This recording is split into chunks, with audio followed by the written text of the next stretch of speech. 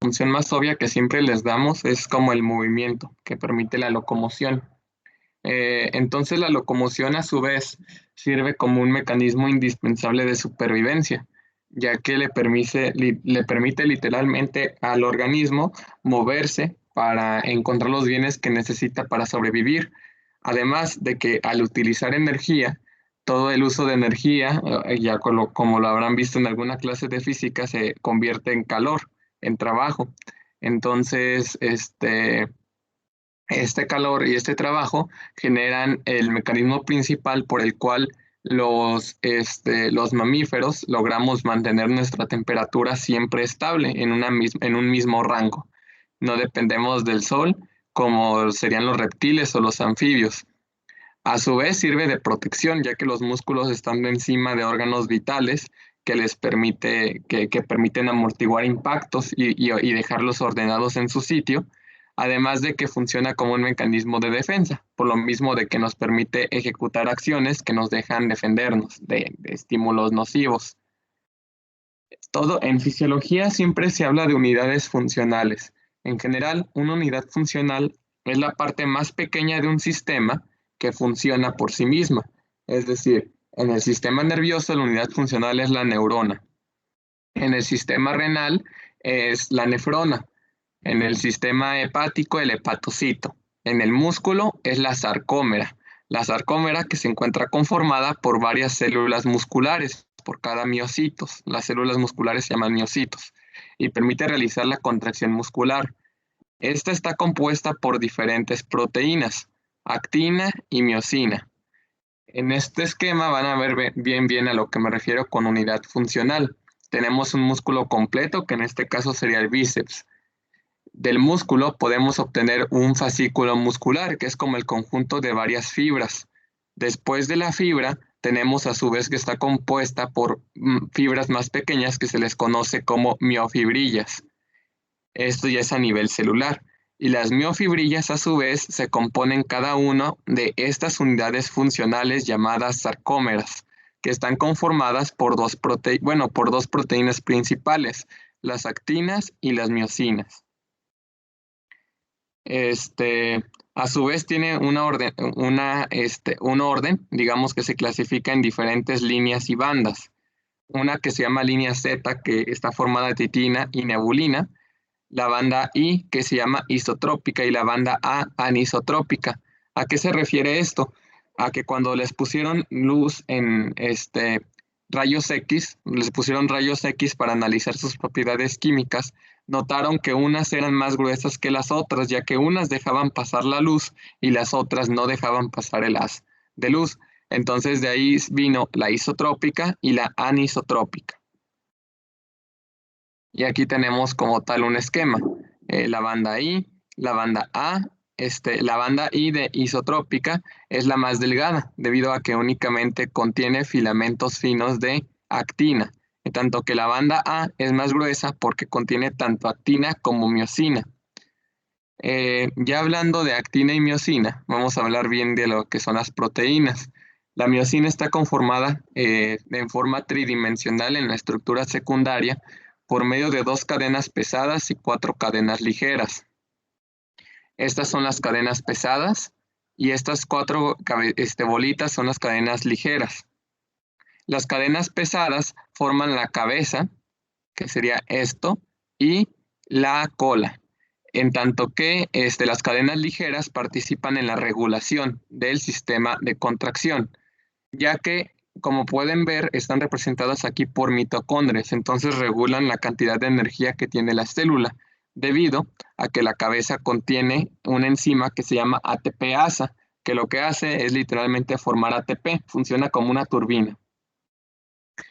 Los filamentos de miocina componen, cuando hablamos de un filamento de miocina en una sarcómera, no hablamos únicamente de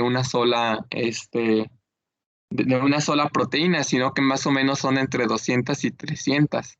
Este, entonces, vemos aquí cómo están formadas por los cuerpos y y las cabezas de cada uno de las moléculas de miocina.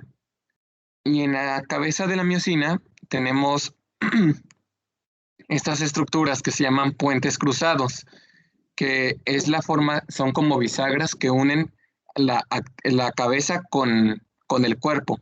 Y la cabeza a su vez se une con los filamentos de actina. La actina, como les decía, tampoco es una proteína que se subdivide a su vez en tres subunidades diferentes, que son precisamente por aminoácidos diferentes. La F-actina, que es la que se une con la miosina, la tropomiosina, que es como el aislante de un cable eléctrico, ya que cubre los sitios que se unen con la miosina, y la troponina, que está compuesta, es el regulador, digamos que es el encendedor, ya que esta regule si la tropomiosina se une o no con la miosina. Y eso lo hace mediante tres complejos, los complejos CIA. C fija calcio, fija la tropomiosina y A fija la actina. Con este esquema se va a ver mejor. Tenemos un filamento de actina, estos rositas que parecen como esos dulces rojos, son es la actina, la F-actina. La troponina son estos bolitas que cubren a la tropomiosina, que son estos puntitos negros. Estos puntitos negros son como los enchufes, son donde se unen con la miosina. Entonces, el efecto o la función de la troponina es simplemente taparlos para que no se mantengan juntos, ya que por características de electronegatividad siempre estarían juntos y eso ocasionaría a un músculo contraído todo el tiempo, lo cual no es funcional y por eso existe este complejo de troponina. Ya viéndolo tridimensionalmente, vemos precisamente las sarcómeras en las miofibrillas. A su vez tenemos una estructura muy importante que son los túbulos T y los retículos sarcoplásmicos. Como ven, esta es una estructura cilíndrica. Por lo tanto, los iones o los líquidos que lo bañan generalmente tendrían que quedarse afuera, no tendrían cómo introducirse debido al grosor del músculo.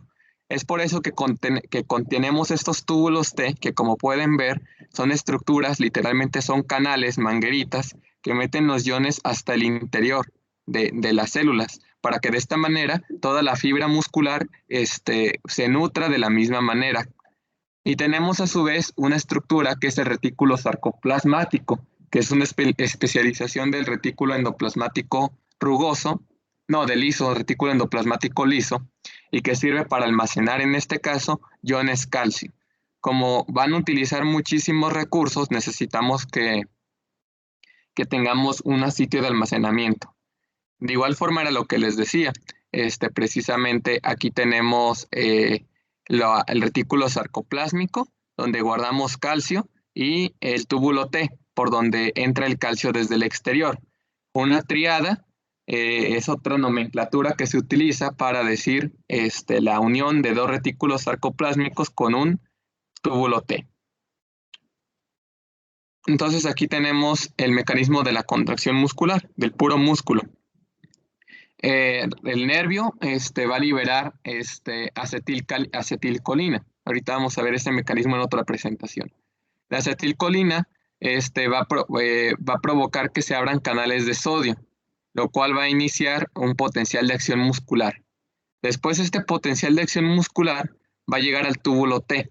El túbulo T se va a despolarizar y va a abrir canales que se conocen como canales de dihidropiridina, que liberan calcio y que a su vez abren un canal de rianodina del retículo sarcoplásmico, de tal manera que entra una gran cantidad de calcio tanto del exterior por medio de túbulo T como de retículo sarcoplásmico hacia las fibras musculares, que se conoce como sarcoplasma. Una vez que hay calcio ahí, un ATP, una molécula de ATP, llega a la cabeza de la miosina y se rompe, liberando energía en forma de ADP y fosfato. El calcio que fue liberado se va a unir a la calmodulina en el sitio C y esto va a hacer que la actina se active. La miosina se va a unir con la actina y esto va a provocar que se junten. A su vez, la energía que se rompió, que se escindió aquí, va a servir para que para que la actina se separe de la miosina y se una a otro sitio activo, de tal manera que se va a mover el músculo, un golpe activo que va a generar una contracción. Cuando el ADP se degrada, porque ya se utilizó toda la energía, va a comenzar la relajación.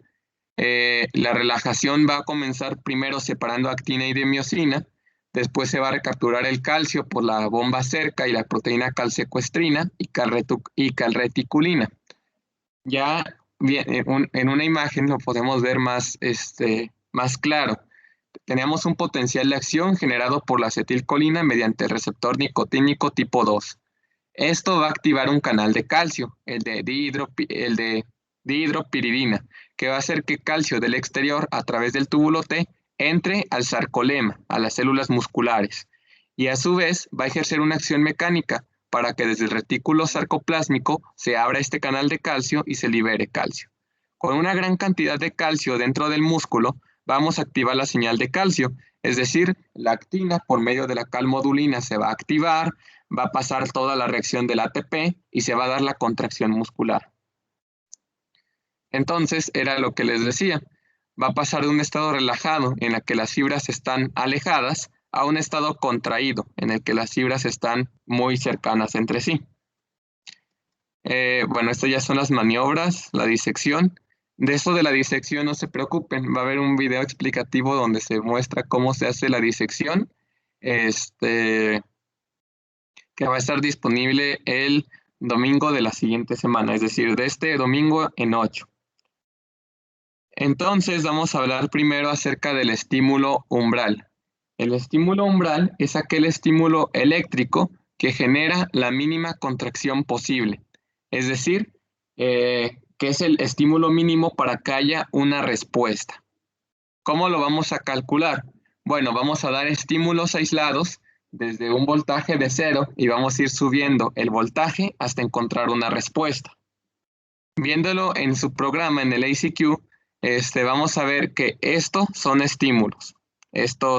Bueno, todo esto azul es ruido y lo que realmente son estímulos son precisamente estas barras, estas. Entonces, vamos a estar dando estímulos con estímulos desde 0 voltios, 0.1, 0.2, 0.3. Y como se darán cuenta, el de 0.1 no generó ninguna respuesta. Es por ende que este se le conoce como estímulo subumbral, porque sí se dio un estímulo, pero no generó ninguna respuesta. El de 0.2 voltios tampoco generó ninguna respuesta. Entonces, este sería también un estímulo subumbral. Y después este estímulo es de 0.3 voltios. Y como se fijan, aquí tenemos estímulos y aquí tenemos la contracción muscular, el músculo conectado al transductor de fuerza. Vemos que ya obtuvimos una respuesta. ¿Qué significa esto? Que ya tuvimos un estímulo umbral, el estímulo mínimo que nos genera una respuesta. ¿Hasta aquí alguna duda?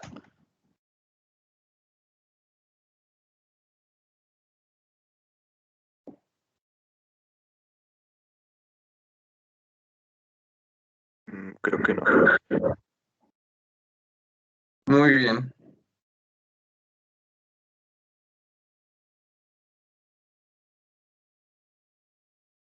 Entonces, si quieren, bueno, voy a abrir el archivo, el ACQ, para que lo veamos y pues tengamos como una experiencia más cercana a lo que deberíamos ver en la práctica. Y ya seguimos con las maniobras.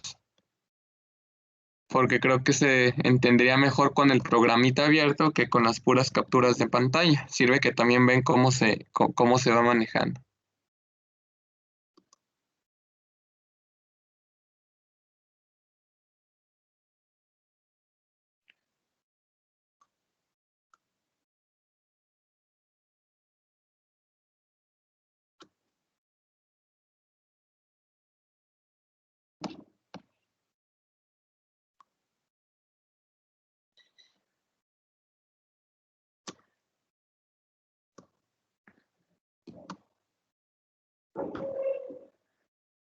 Aquí se ve, ¿verdad?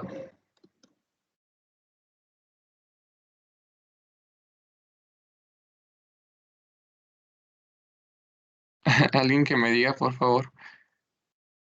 Sí, sí se está viendo. Bueno, que está modificando los parámetros. Muy bien. Entonces aquí era lo que les decía. Aquí dimos un estímulo de 0.1 watts. Aquí otro estímulo de 0.2. Y aquí un estímulo de 0.3. Y como se fijan, aquí obtuvimos una respuesta. Si queremos medir la fuerza muscular, entonces vamos a obtener, como se fijan, el músculo no está en cero. ¿Por qué? Porque todo músculo está contraído parcialmente. A esto se le llama tensión basal de un músculo. Y es necesario porque si estuviera totalmente relajada, la actina y la miosina no podrían unirse en lo absoluto. Entonces esa es la tensión basal. La tensión basal la vamos a calcular con la herramienta MAX, que es como el punto máximo, y nos da 3.2 gramos. Entonces, aquí vemos que no podemos contar el cero como una fuerza. ¿Por qué? Porque es basal, es algo que ya está de por medio, no lo podemos controlar. Para medir fuerza, un realmente cambio, lo que vamos a utilizar es una herramienta que se llama PAP. La herramienta PAP va a medir desde el punto más bajo, en este caso aquí, al punto más alto, que representa la contracción muscular. Y ahí nos damos cuenta que PAP, aquí está en rojito, PAP, fue de 18 gramos. Entonces, esa fue la fuerza de contracción muscular mínima.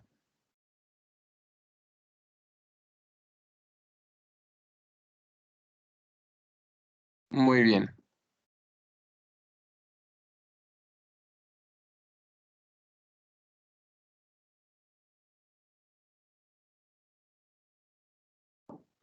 Entonces, aquí es para que vean cómo, esa fue la primera maniobra del estímulo umbral, que fue de 0.3 voltios y nos generó una fuerza de 18. La siguiente maniobra es el estímulo máximo. Entonces seguimos con las nomenclaturas. Después del subumbral y el umbral tenemos un estímulo que se llama submáximo, máximo y supramáximo. El estímulo submáximo son estímulos mayores al umbral que están generando una mayor respuesta, pero que no llegan a la máxima intensidad. El estímulo máximo, como lo dice su intensidad, es con su nombre, es el estímulo de mayor magnitud que alcanza la máxima respuesta. Y un estímulo supramáximo es aquel estímulo que por más fuerte que sea, ya no genera más fuerza. Ya llegamos al límite. Todo tiene un límite, igual el músculo. Si seguimos forzando ese límite, vamos a llegar a un desgarro, a una lesión. Entonces es por eso que tenemos eso. Entonces aquí en el registro tenemos estos estímulos submáximos, que como pueden ver, van creciendo en intensidad. La contracción es paulatinamente mayor, cada vez es mayor. Vean las rayitas rojitas, tanto las azules como las rojitas, vean, cada vez son más grandes, cada vez son más grandes,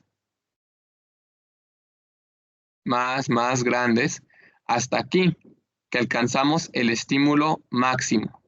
Aquí es el estímulo que nos va a generar la mayor respuesta.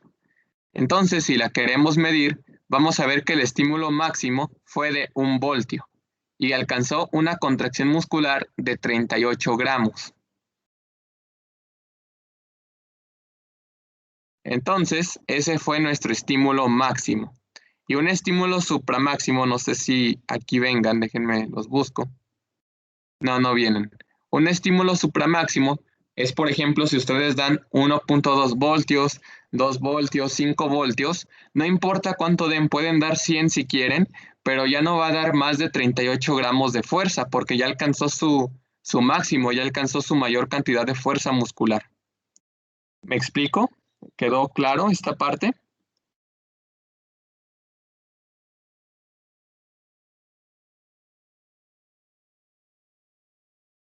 Sí, ¿Alguien? muy bueno.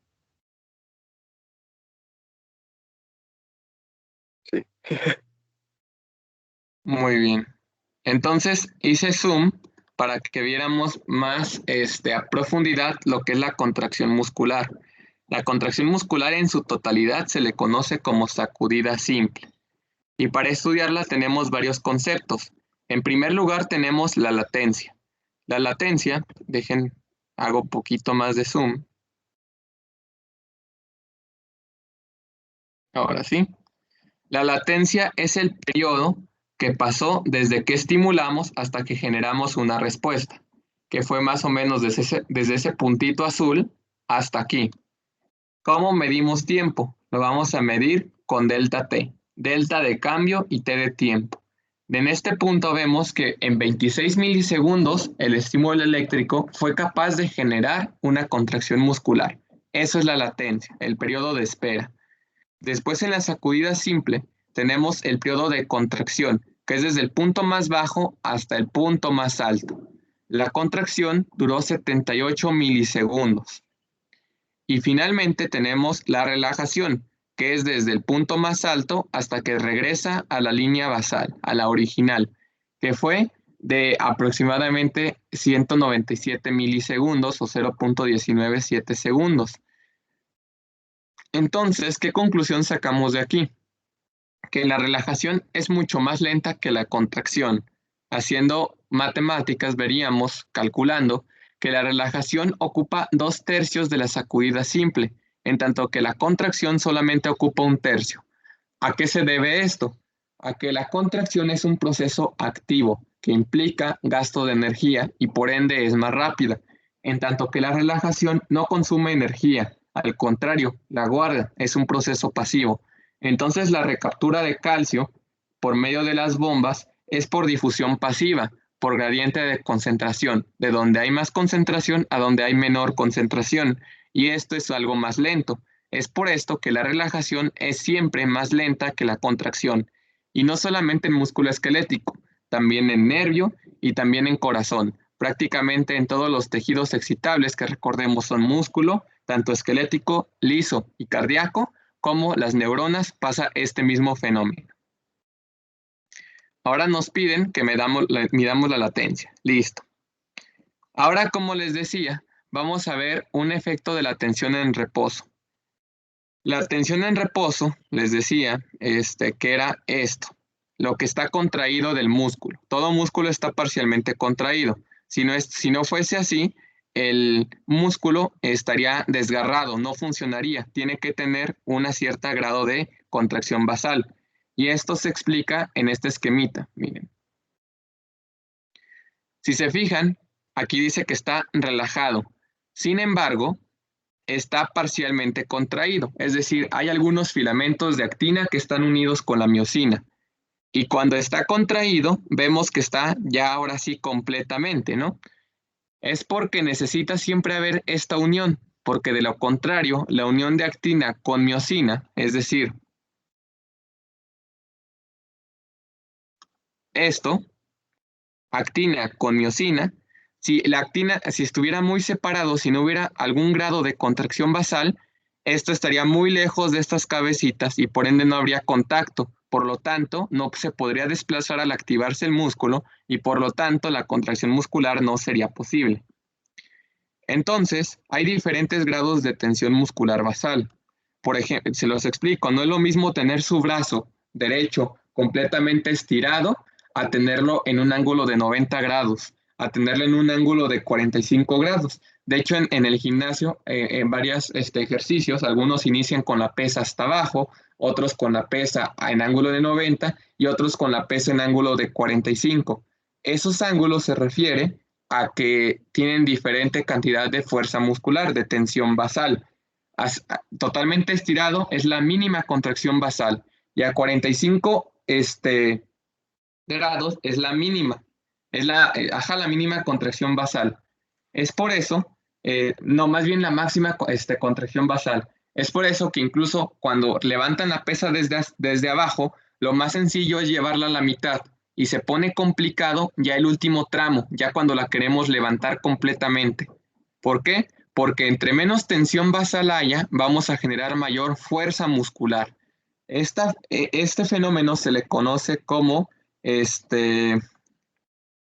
sumación espacial de fibras, o por su nombre de un epónimo del fisiólogo que lo descubrió, por la ley de Frank Starling. Ojo, la ley de Frank Starling es un nombre equivocado. ya que quien la descubrió lo descubrió en el músculo cardíaco, sin embargo, aplica para lo mismo. Entonces, lo que vamos a hacer aquí, o lo que se debería hacer, es que tenemos aquí nuestro músculo, tensión basal, y vamos a generar el estímulo máximo para tener nuestra contracción máxima. Y después, como recordarán, el músculo está unido con un tornillito. Dejen ver si en la fotografía se ve. ¿Se fijan? Aquí está el transductor, el hilito y el musculito. Y esto es un tornillo. El tornillo, cuando lo giras, se levanta hacia arriba. Por lo tanto, el transductor también se levanta. Por lo tanto, el hilito va a jalar más hacia arriba al músculo, lo que nos va a dar como resultado mayor tensión. Va a estar más estirado, por lo tanto va a estar más tenso. Entonces, cuando vamos a ir dando vamos a ir dando la mitad de la vuelta, una vuelta completa, una vuelta y media, 2 vueltas, etcétera. Entonces, vamos a dar la fuerza. La tensión basal fue de 82, bueno, la tensión basal en este caso fue de 3 gramos. Y conseguimos una contracción de 82.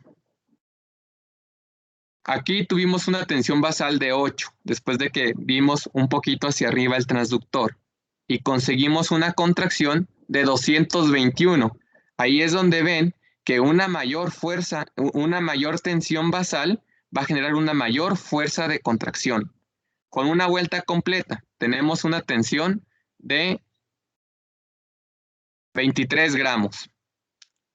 Y vamos a encontrar una fuerza de contracción de 281. Y así sucesivamente. En la diapositiva se ve, ay, perdón. Aquí estaba haciendo la tarea de inglés de mi hermana. En las diapositivas vamos a tener esto. Cómo vamos a ir aumentando la fuerza de contracción en cada punto. Cada vez va a ser mayor la tensión basal y cada vez va a ser mayor la fuerza de contracción hasta llegar a un máximo de 315 gramos. Esta ley dice que hasta que lleguemos a límites fisiológicos, es decir, un músculo puede tener una tensión máxima.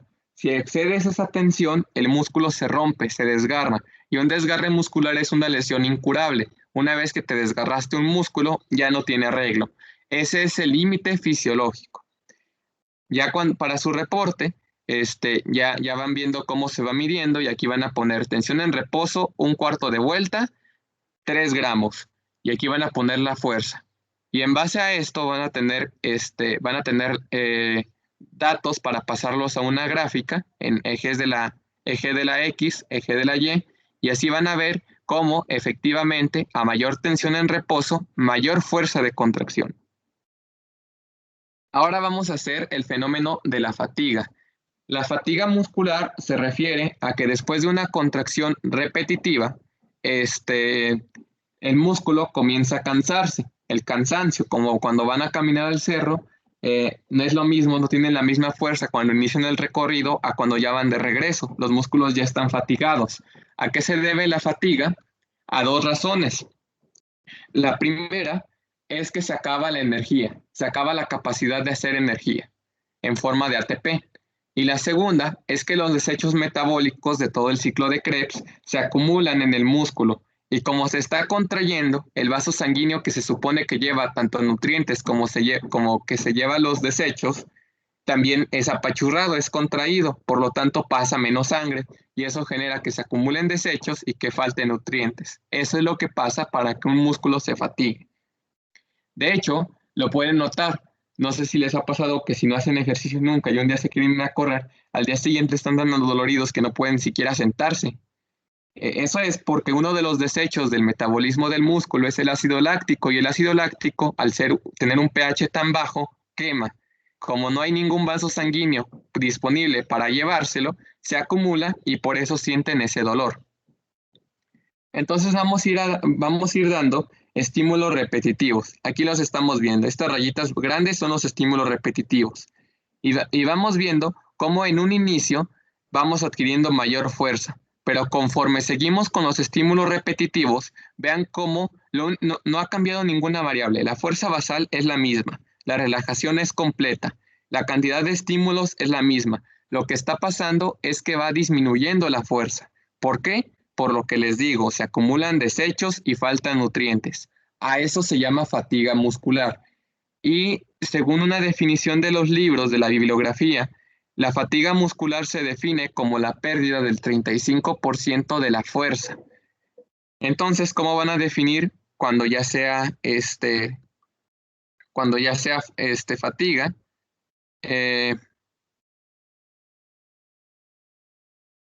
Aquí van a ir contando. Aquí hacen más zoom. Les recuerdo, aquí se hace más zoom. Un poquito más.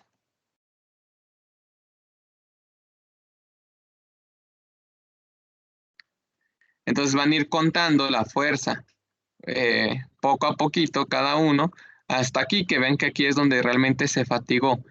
Y si tiene una fuerza, una caída del 33%, a eso conocemos como fatiga.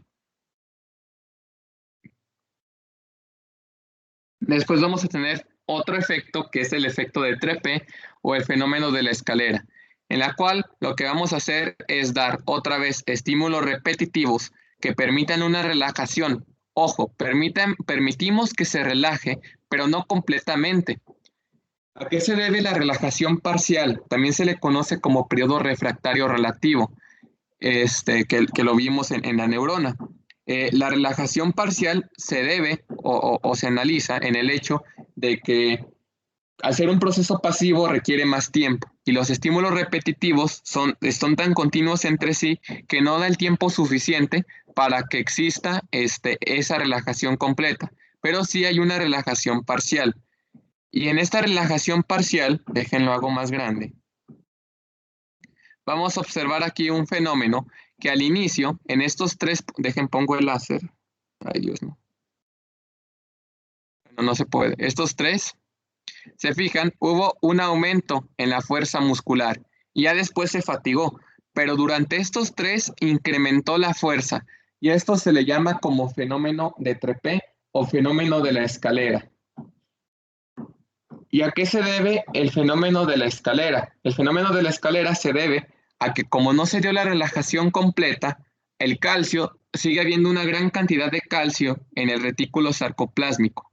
Esta gran cantidad de calcio hace que cada fuerza muscular se haga más grande. De hecho, se ve más bonito aquí. Irónicamente se ve más bonita en esta.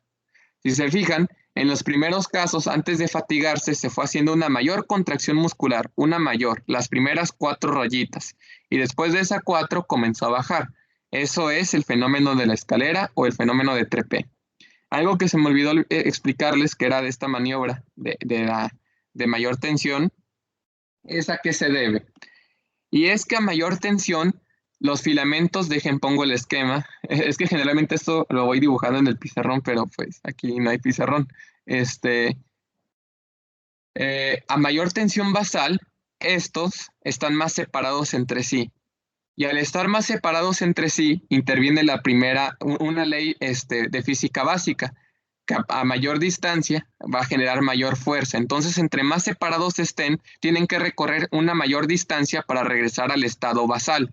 Y es por eso que generan una mayor contracción muscular. A eso se debe la ley de Frank-Starling. Y después tenemos otro efecto que es la relajación tetánica. ¿En qué se diferencia un estímulo repetitivo a un estímulo tetánico? En que el estímulo repetitivo deja que haya una relajación parcial, como este caso, en tanto que el estímulo repetitivo, el estímulo tetánico, tiene una amplitud tan grande que no hay ninguna relajación. Aquí lo vemos, y si lo queremos ver más grande, nos damos aquí al programa. Y vean, 20 pulsos por segundo. Y vemos que hay una fuerza de contracción, hay un estímulo tan grande que el músculo se está tetanizando. No se relaja en lo absoluto, se queda contraído. Y el músculo, si lo pudieran ver, verían que el músculo ya no se mueve, está completamente quieto, está muy tenso, pero no se mueve. Es por eso que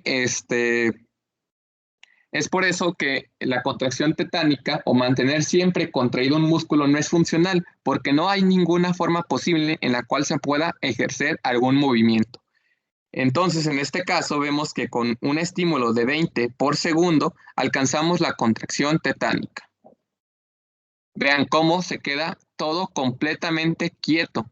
El músculo prácticamente en ese momento está muerto. Y ya quedamos estímulos aislados, vemos cómo otra vez la contracción muscular vuelve a la vida. A eso se lleva la contracción tetánica.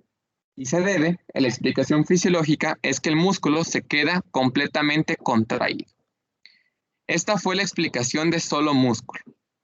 ¿Hay alguna duda acerca de esto?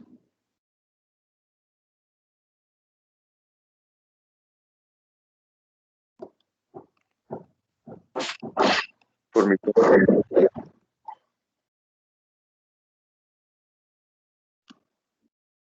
Bueno, esperaba más dudas, pero ok. Sí, una.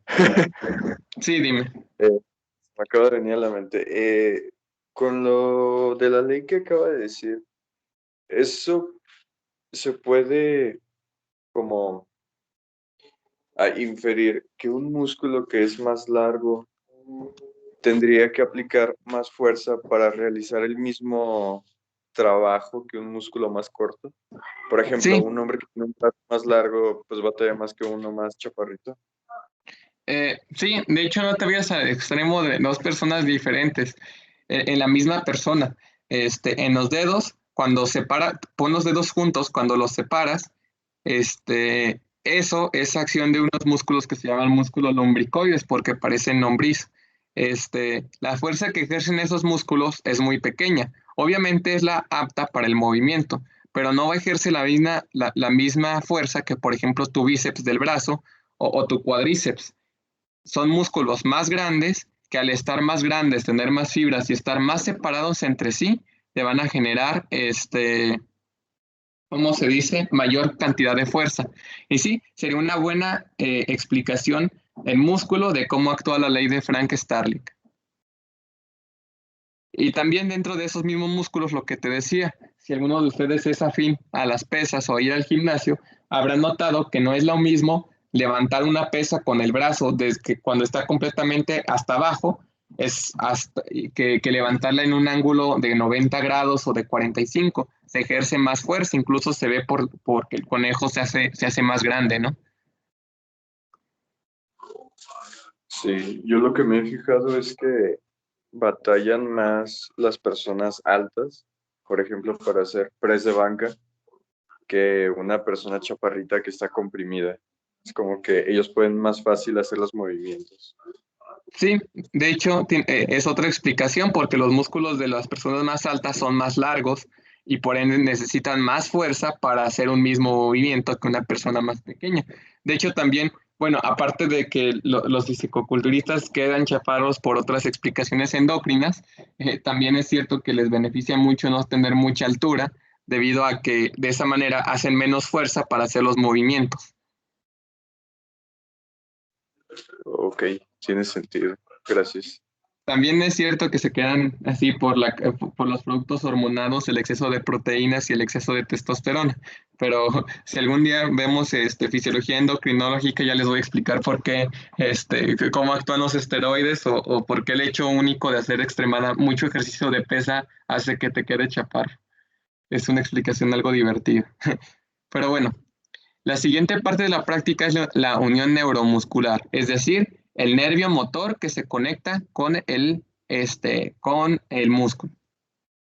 Y definición del libro, es el conjunto de fibras musculares que se encuentran inervadas por una única fibra nerviosa. La fibra nerviosa excita las fibras musculares utilizando acetilcolina. Entonces, la cantidad de músculos que vamos a activar va a ser dependiente de la cantidad de nervios que activemos.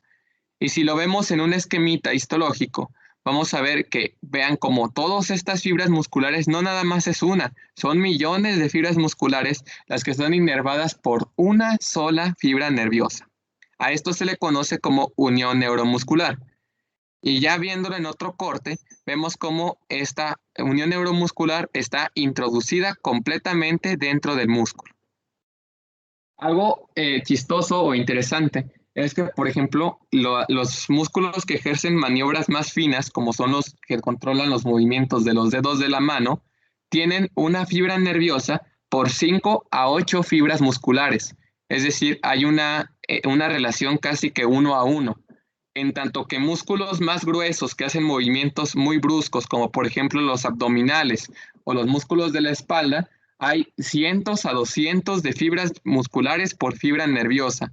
Entonces, la habilidad de un músculo también dependerá de la cantidad de fibras nerviosas que lo estén inervando. ¿Cómo es que el músculo va a inervar cómo es que el nervio activa a un músculo? El potencial de acción nervioso, es decir, desde mi cerebro digo, quiero levantar esta pesa. Entonces vamos a generar un potencial de acción nervioso que va a ir desde el cerebro hasta una fibra nerviosa periférica que inerva al bíceps. Ese potencial de acción nervioso va a llegar aquí, a esta bolita que se le conoce como botón sináptico o terminal de axón. Ahí se va a abrir unos canales de calcio que se llaman dependientes de voltaje. ¿Por qué? Porque únicamente voltajes bajos, lo que vimos la práctica pasada con el nervio, van a activar estos canales. Van a tener sensores de voltaje. Cuando lleguen, por ejemplo, a menos 55 milivoltios, dicen, ok, me voy a abrir. Entonces, esto va a generar que calcio entre dentro de la célula. Y una vez que está el calcio dentro, va a unirse a una proteína que se llama sinapsina 1. La sinapsina 1 va a hacer que la vesícula de acetilcolina viaje hasta la terminal. Es decir, aquí están las vesículas, son estas bolitas, y va a hacer que esas que están acá arriba, bajen hasta esta membrana, hasta aquí, que es donde van a liberarse. A continuación, la sinaptotacmina mueve la vesícula, la sinaptobrevina mete a la vesícula acetilcolina y la sinaptoficina va a abrirle un poro a la membrana presináptica y el neurotransmisor se va a liberar. Una vez que se libera la acetilcolina, va a tener 3 destinos. Primero, va a llegar al receptor nicotínico tipo 2 y va a activar al músculo. Segundo, se va a destruir a sí misma por la acetilcolinesterasa. Y tercero, es que va a regresar a la neurona, ya sea separado en colina y acetato o junta. Este era un esquema de lo que les digo. Llega un impulso nervioso, el canal de calcio entra, la sinaptobrevina, sinaptoficina y sinaptotacmina meten acetilcolina dentro de estas vesículas sinápticas, le hacen un poro y liberan acetilcolina. La acetilcolina se libera al espacio presináptico, que es o henidura sináptica, y va a llevar a los receptores nicotínicos tipo 2. ¿Por qué se llaman nicotínicos? Porque cuando los estudiaron estaban aplicando diferentes sustancias al azar y vieron que la primera sustancia a la que eran afines eran a la nicotina. Por ejemplo, explicación chistosa. No sé si han visto que fumar genera grandes problemas cardíacos. Es porque en el corazón también tenemos receptores nicotínicos. Entonces el tabaco con la nicotina activa al corazón y por eso genera insuficiencia cardíaca. Es más complejo que eso, pero es lo que deben saber de por qué fumar es malo. Una vez que se activa el receptor nicotínico, literalmente tiene un poro. Cuando la acetilcolina está ahí, se abre. Es como si fuera esto la llave y esto el candado. Se une la llave con el candado, se abre y pasan iones de sodio, que son abundantes en el espacio extracelular. Una vez que entra el potencial de acción, vamos a ver que va a irse transmitiendo a lo largo de la fibra muscular hasta llegar al túbulo T. Y dentro del túbulo T, pues ya despolarizado, pasa todo el proceso que vimos con el músculo. Entonces, yéndonos a las maniobras experimentales, aquí ya les digo cómo, de la misma manera, la próxima semana va a estar el video, se los voy a mandar para que lo vean. Vemos aquí nuestra preparación. Es igual, tenemos el tornillito, el transductor, el cable, etc. La única diferencia que tenemos aquí es que aquí tenemos el músculo, un estimulador para el músculo, y a su vez tenemos este nervio, que es el nervio ciático de la rana. El nervio ciático, tanto en rana como en humano, es el nervio más largo. En personas de 2 metros puede llegar hasta medir 90 centímetros. Así de grande es muy grande y grueso. Por eso se disecciona este nervio. Y el gastrocnemio, porque es un músculo accesible, son las ancas de rana. Cuando comen ancas de rana es este músculo y este músculo. Este es el cuádriceps y este es los chamorros, el gastrocnemio. Esto no se los explico porque viene en el video. Igual, lo mismo, vamos a hacer el estímulo umbral, el estímulo máximo y el estímulo supramáximo. Como les digo, de esto no se preocupe, es la misma. Umbral, este, el que genera mínima respuesta. Máximo, máxima respuesta. Supramáximo, que por más grande que sea, no genera ninguna acción.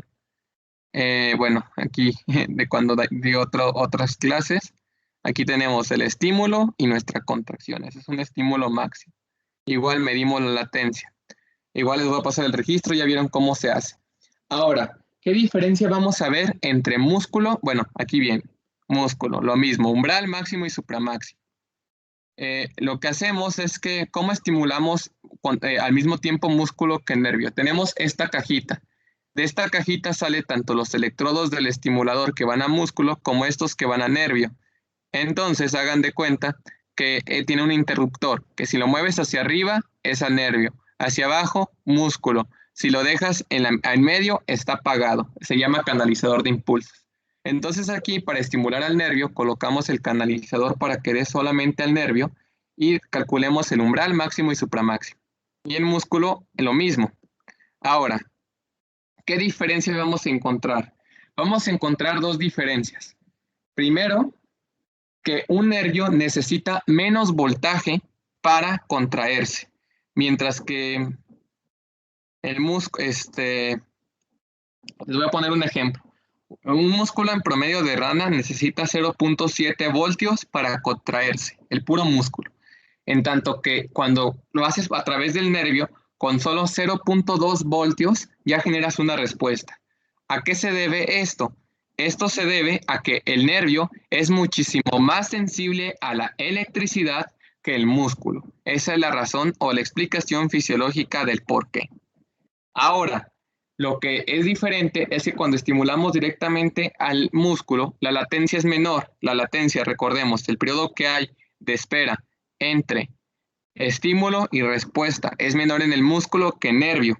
¿Por qué? Porque cuando estamos en músculo, literalmente estamos estimulando aquí, la respuesta va a ser casi inmediata.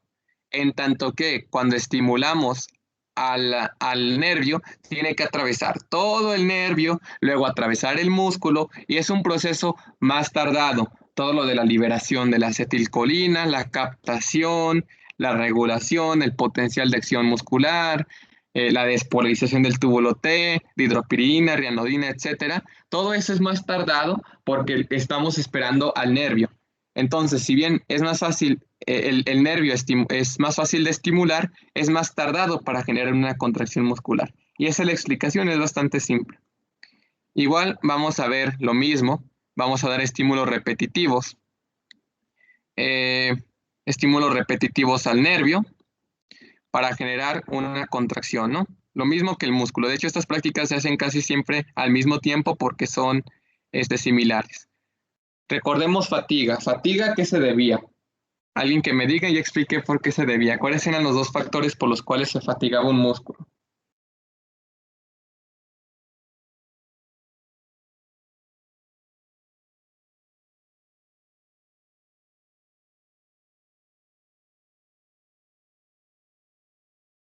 Uno era de los residuos de campo. Ajá, una es que se acumulan los residuos y la otra,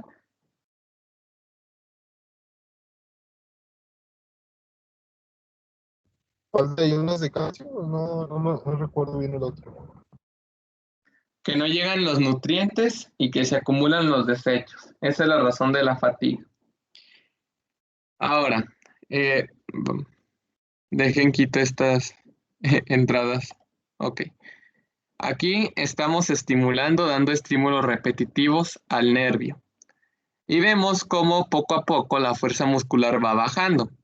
Y aquí cambiamos el switch y estimulamos al músculo. Y vemos cómo prácticamente regresó a la normalidad. ¿A qué se debe esto? a un fenómeno que se llama inhibición de Vedensky o fatiga de la unión neuromuscular.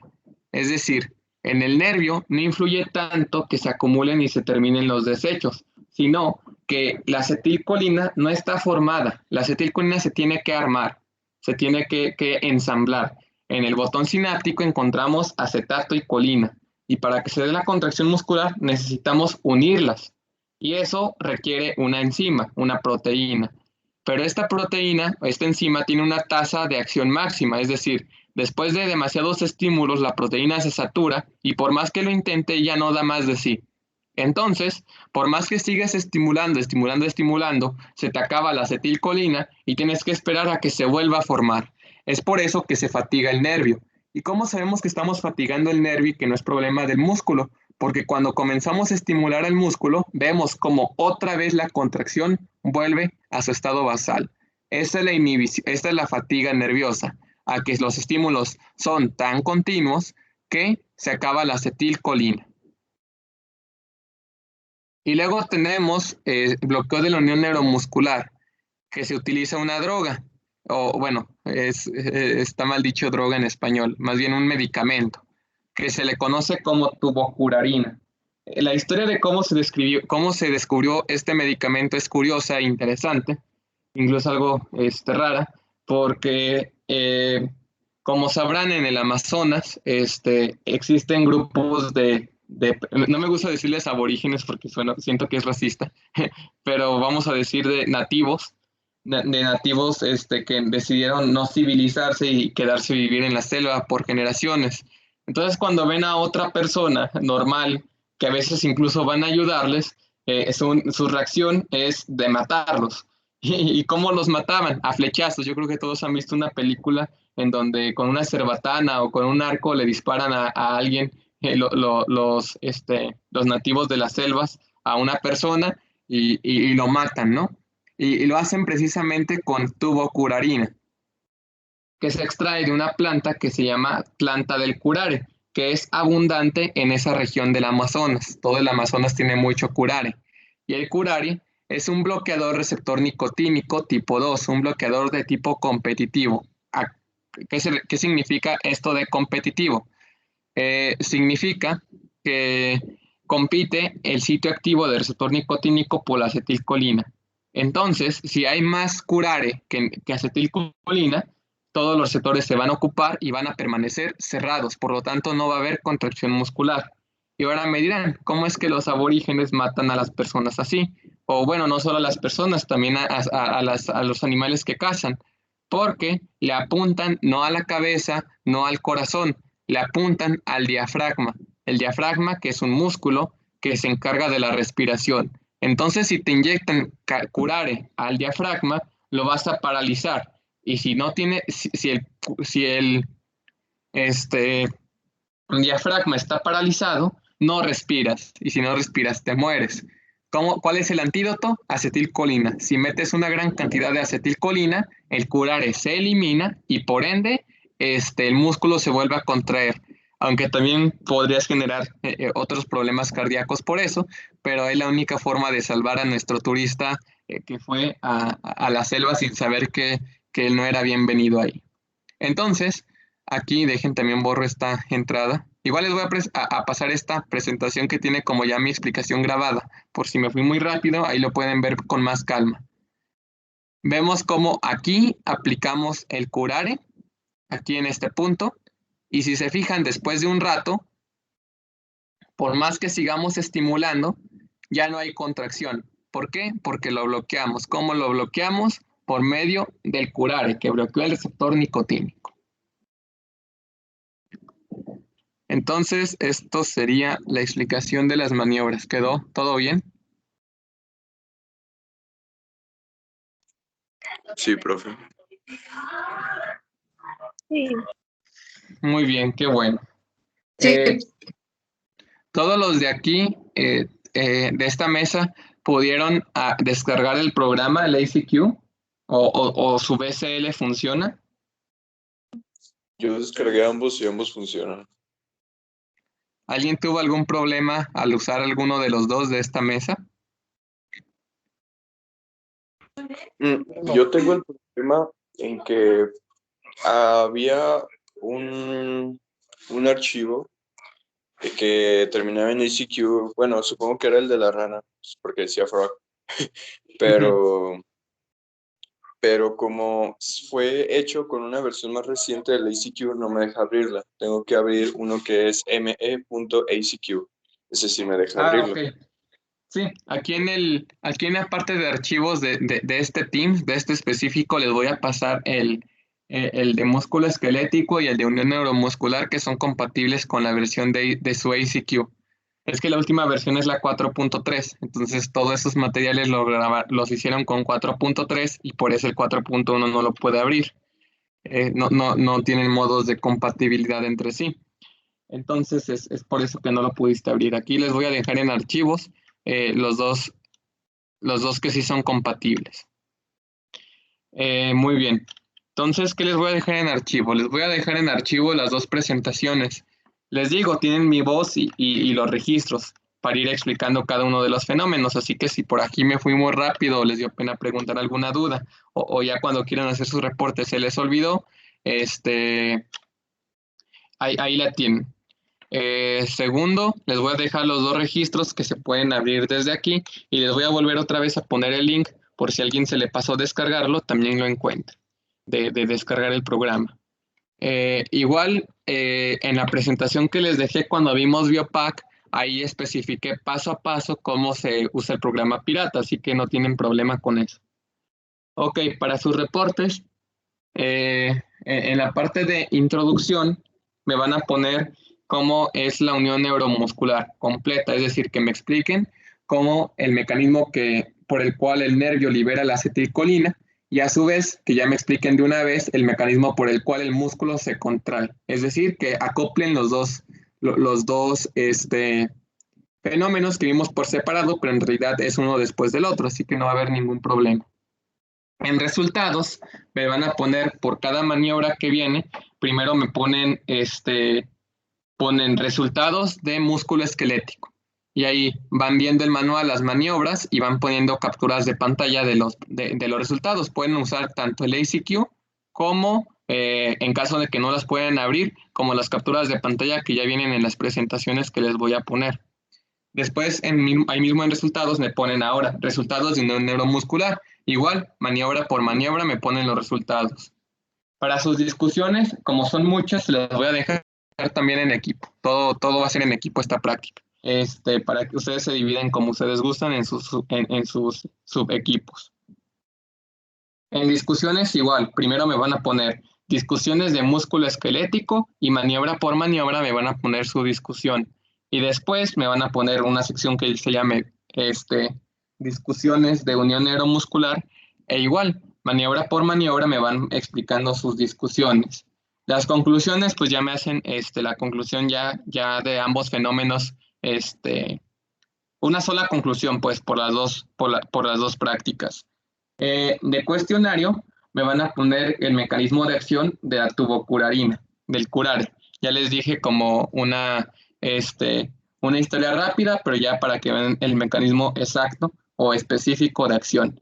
Y ya en bibliografía, pues ya me ponen sus citas que han utilizado. Les recomiendo que utilicen el libro de fisiología de Geiston. Yo creo que está bastante simple y vienen todos los fenómenos que aquí vimos. Y son como 15 páginas, no es mucha lectura. Eh, También pueden usar otros libros más complejos, como el Fisiología de Boron. Es más complejo, es más detallado, por si a alguno le gustaría meterse más. Eh, si quieren algo igual de simple que Guyton, pero leer menos, entonces utilicen Fisiología de Gannon. Eh, Igual pueden meter artículos. Yo creo que los de la tubocurarina no vienen en los libros, van a tener que buscar algún buen artículo. O pueden usar prácticamente libros, artículos, y si son páginas de internet, que sean páginas oficiales de universidades, como de la UNAM o de alguna universidad de Estados Unidos, o de Latinoamérica, Cuba, Perú, no sé, el país que quieran, pero que sea una universidad. No se vale Wikipedia ni estos manuales que son como como páginas bananeras que te dicen, no, esto es esto, pero realmente muchas veces dicen pura mentira. Entonces, esas son como las fuentes oficiales que pueden usar. ¿Alguna pregunta? Ah, la entrega. La entrega va a ser el próximo jueves, igual, un minuto antes. Ya saben que la práctica pasada de potencial de acción sí se las dejé hasta el domingo, porque yo no pude estar con ustedes la semana pasada. ¿Alguna pregunta?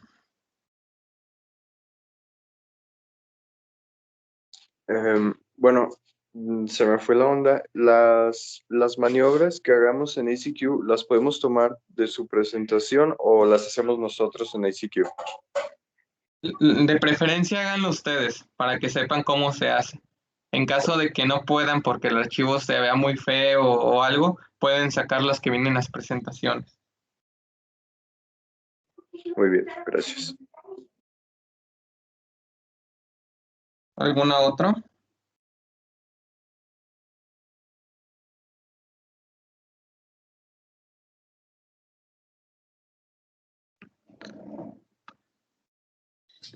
Creo que no. Muy bien, entonces terminamos por hoy, chavos. Vayan a descansar.